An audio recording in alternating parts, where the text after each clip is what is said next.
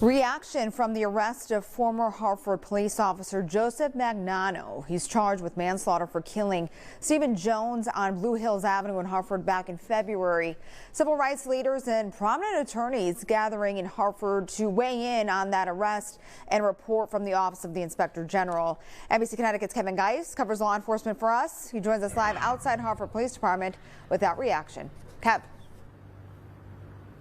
Yeah, they agree with a lot of the details that were inside the Office of the Inspector General report. They did zero in on a few of them, but overall they agree that the shooting was not justified. That was the finding from the Office of the Inspector General, and they also believe the charges were the correct course of action.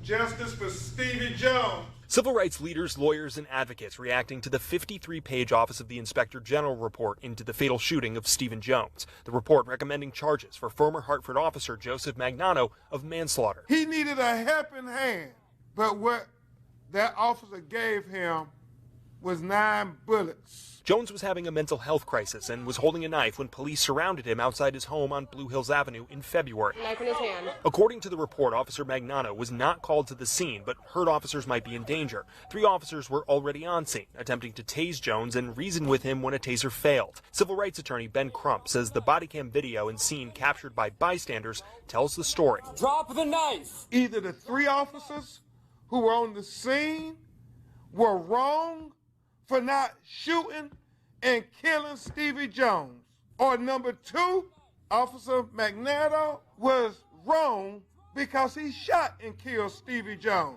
You can't have it both ways. They applaud the findings from the Inspector General, but add the details in the report, including Magnano not being called to the scene, are disturbing. You saw Mr. Jones walking wherever he wanted, go wherever he wanted, try to take control of it, and Mr. Jones keyed in on him. The Hartford Police Union defending Magnano's action, adding he was acting in defense of his fellow officers and the public. And it doesn't mean that Joe was guilty. It means now the court system is in play, and we're going to let that system work out. Greater Hartford NAACP agreeing the system needs to play out, but both parties hoping for opposite outcomes. A charge is not justice. A press conference is not justice. Justice is what happens when accountability is carried all the way through.